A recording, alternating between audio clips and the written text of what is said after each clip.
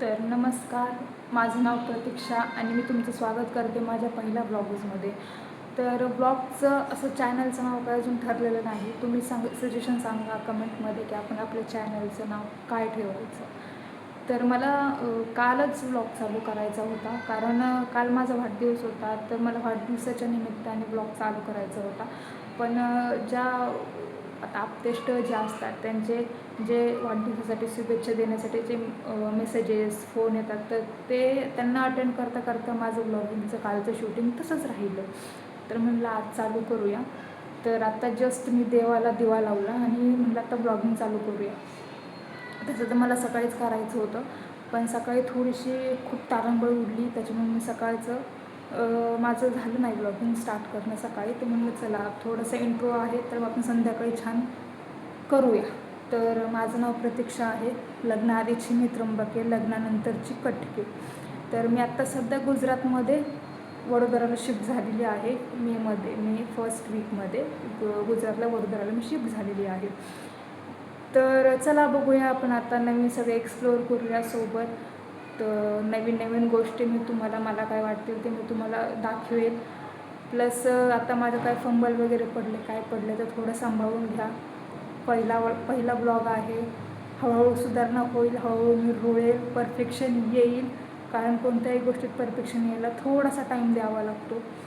तर थोडासा मला टाईम द्या, बघूया. तुम्हाला आत्ता काही वाटलं असेल सुधारणा, तुम्हाला काही जर वाटलं सुधारणा करायला पाहिजेत या काही, तर त्या मला कमेंटमध्ये नक्की सांगा.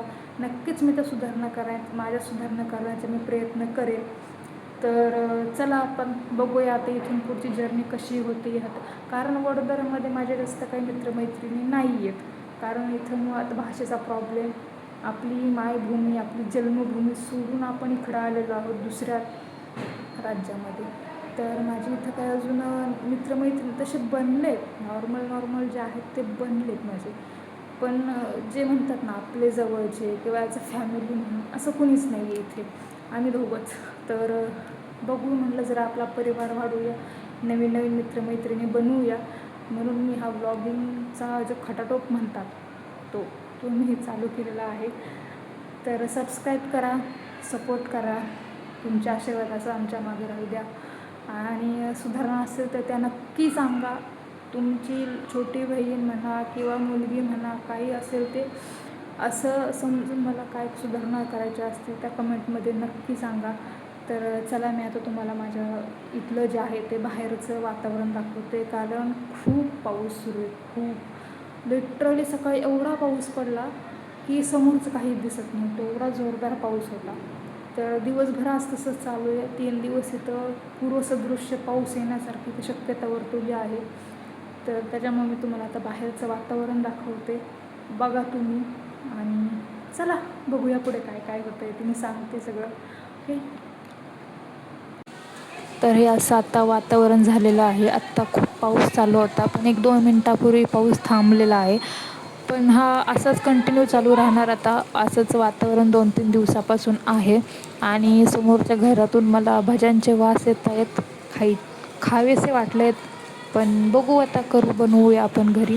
आणि वातावरण बघा कसं झालं, समोरचं काहीच दिसत नाही आहे, काहीच. आणि ह्याच्यापेक्षा जास्त पाऊस सकाळी पडून गेलेला आहे. तर बघा, तर बघितलं कसा जोरदार पाऊस. म्हणजे आत्ता थोडासा पाऊस थांबला आहे, 5 मिनटापूर्वी. ज्यावेळेस ब्लॉगिंग स्टार्ट केलं होतं भरपूर पाऊस होता, म्हणून दाखवायला गेलं आणि पाऊसच कमी झाला. तर असंच होतं इथं. येतो धो येतो, थोडा शांत होतो, गॅप घेतो, परत त्याच स्पीडने. आणि धो म्हणजे किती, लिटरली 5 ते 10 मिनटं, ह्याच्यापेक्षा जास्त नाही. पण असा येतो की सगळं पाणी होतं, पाणी साचतं, सगळं होतं. कारण इथली लोकं ते सांगतात की इथं ज्यावेळेस असं हा पाऊस जर 2-3 दिवस कंटिन्यू राहिला तर नदीला पूर येतो. पूर्ण वडोदरामध्ये पूर येतो. आणि इथं जी विश्वामित्री नावाची नदी आहे, तर असं म्हणतात गुजरातमध्ये मगरींचं नैसर्गिक ते आवासस्थान आहे. आता मगरी ह्या नदीतच राहतात, पण बाकीच्या नदींपेक्षा मगरी ज्या आहेत त्या ह्या नदीमध्ये भरपूर प्रमाणात आहेत. आणि सगळ्या अशा पाऊस पडल्यानंतर ज्यावेळेस पूर येतो तर त्या पाण्यातून सगळी मगरी नदीच्या प्रवाहाने वाहत येऊन सगळ्या, म्हणजे अशा रस्त्यावर लिटरली दिसतात साप, मगरी हे सगळे. त्याच्यामुळं खूप खबरदारी घ्यावी लागते इथं. आत्ता महानगरपालिकेने तर त्याचे बोट वगैरे असतात ना, ते म्हणजे रेस्क्यू करण्याच्या बोट वगैरे सगळं तयार केलेलं आहे. बातम्यात येतं आहे रोज.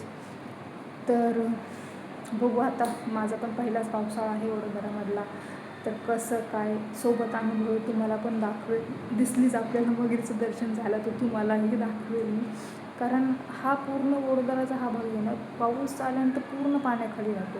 म्हणजे असं नाही की हा भाग पाण्यापासून वाचला आहे किंवा काय, पूर्ण वडोदरामध्ये, अख्ख्या वडोदरामध्ये जसं मुंबईला होतं ना, असं अख्ख्या वडोदरामध्ये पाणी पाणी पाणी पाणी होतं. सगळ्या गोष्टी तिथं बंद असते. ऑफिसेस, प्रायव्हेट असो, सगळं बंद असतं, काहीच चालू नसतं इथं. आणि बघूया आता कसं होतं, काय होतं आहे. माझा पण पहिलाच पावसाळा उन्हाळ्यात मी अनुभवला आहे. इतका खतरनाक उन्हाळा आहे इथला, बाबा अजिबात उचलू नका. इतकी गरमी, प्रचंड गरमी.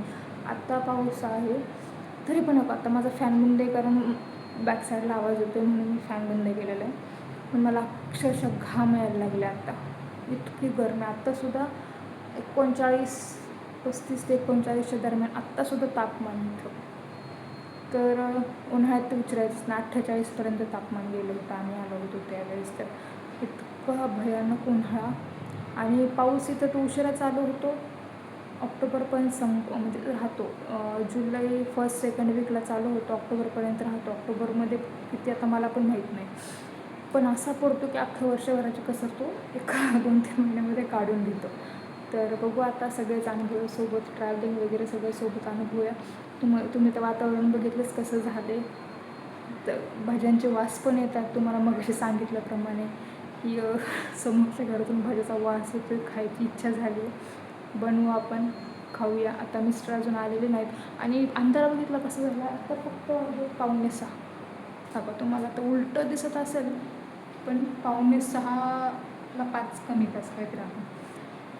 पण असं झालं आहे की 7 वाजल्यासारखं एवढा अंधार पडतो. आणि असं रोज आहे, ज्या दिवस ढगाळ येतं त्यावेळेस रोज असं पडतो. तर सांगा मला, हा माझा पहिलाच ब्लॉग होता. बघू आपण इथून पुढं. आता माझा पहिला ब्लॉग असल्यामुळे आता जास्त काय बोलावं काय नाही मला काही सुचत नाही आहे पटकन. तर सांगा मला काय चुका असतील तर. असंच तुमचा पाठिंबा राहू द्या, सपोर्ट राहू द्या. आणि माझं जे मी शॉर्टमध्ये इन्फॉर्मेशन दिली ते सुद्धा मी तुम्हाला ब्रीफमध्ये देणारच आहे. आणि हां, आमच्या अहोंचं नाव आहे युवराज. ते फूड इंडस्ट्रीमध्ये जॉबला आहे. तेवढंच सांगते. ब्रीफिंगमध्ये तर आपण नक्की सगळं सांगणारच आहोत तुम्हाला. तुमच्या सगळ्या प्रश्नांची उत्तरं तुम्हाला मिळून जातील. पण थोडेसे आपले सबस्क्रायबर वाढू द्या, थोडंसं चॅनल ग्रो होऊ द्या. सगळ्यांना सगळ्या प्रश्नांची उत्तरं दिली जातील. फक्त तुमचं सपोर्ट असंच कायम राहू द्या. तर हा व्लॉग्स मी इथंच एंड करते. कसा वाटला ते नक्की कमेंटमध्ये सांगा. सुधारणा सांगा, अजून काय तुम्हाला बघायला आवडेल ते सुद्धा सांगा. तर ओके, बाय, सी यू.